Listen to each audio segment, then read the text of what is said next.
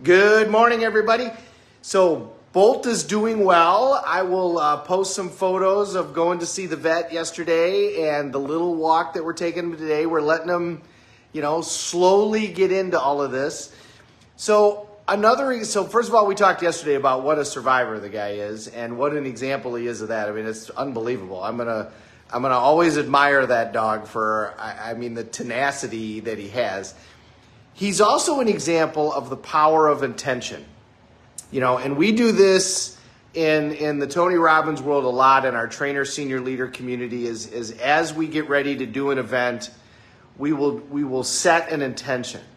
And, we have to direct where we're going. We've talked about the reticular activated system. We've talked about all of that. And as a group, the number of people that came together looking for this puppy was staggering. I mean, there were like 6,000 views of the video on Sunday night.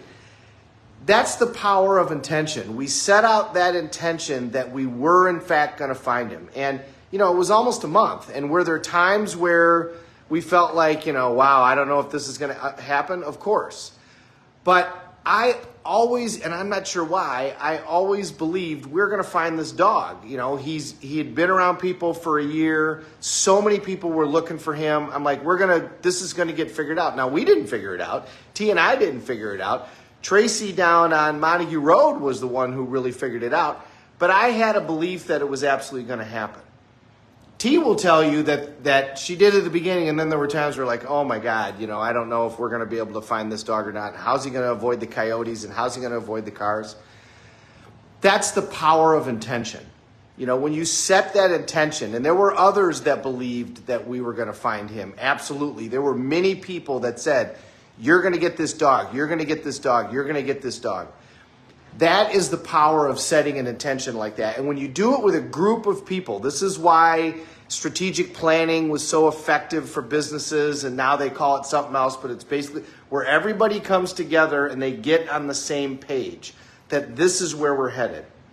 So you need to do that for yourself, and if you're in whatever types of communities you're in, you need to do that for your community. The power of the intention of this is where we're going, this is where we're headed, this is what we're going to do. We are going to create these outcomes. And the more that you are clear on those outcomes and the more certainty you bring to that, and that's what the leader is supposed to do. The leader is supposed to bring that certainty that this is the outcome that in fact is going to happen. The more that you do that, the more in fact you're going to create that particular result. Remember, the book, The Secret, had half of the story. It said, you got to send it out into the universe as to what you want. That's half of it. And then the secret stopped, and that's why the secret hasn't continued its momentum, is because then you don't sit there. Then you got to go take action. We were putting out flyers all the time. We never stopped. We drove around, and we drove around knowing, what are we going to do if we see the guy? I mean, probably nothing, but we drove around and we talked to people, and Jan Carlson drove around and talked to people. When he got sighted in a new area, we found the houses in that area, and we stopped and we handed people flyers and we talked to them about it.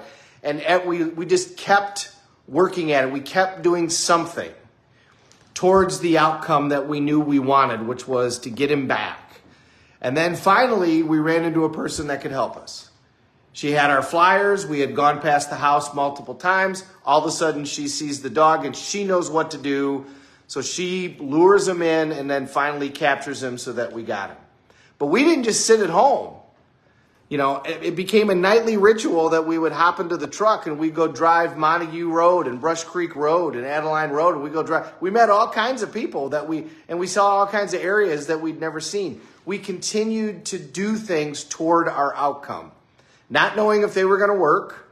And we kept trying something new. We kept going to different places, making sure we saw different people, handing out our flyers. Here's our contact information. What else can we do? Trying to come up with different ideas. What can we do in order to try to find this guy? What do we do when we do find him? How are we going to get him? What's going to happen?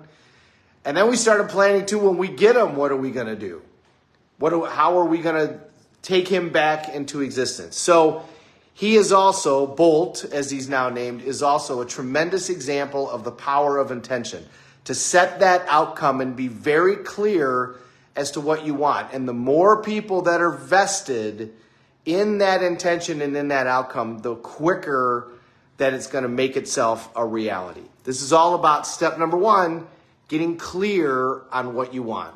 Thank you for watching, everybody. Let's say hi to everybody. Toby, it's great to see you. Valerie, as always, my Uncle Bill. Steph, great to have you on. Kathy Benning up north, great to have you on. Barb, thank you so much. Miss Reedy, Ann, great to see you. Shelly and Natalie is on this morning. Oh, Natalie, thank you so much for hopping on. I'm truly honored when everybody takes the time to watch. We're all in this together. Let's take care of each other. Have a great Tuesday, everybody.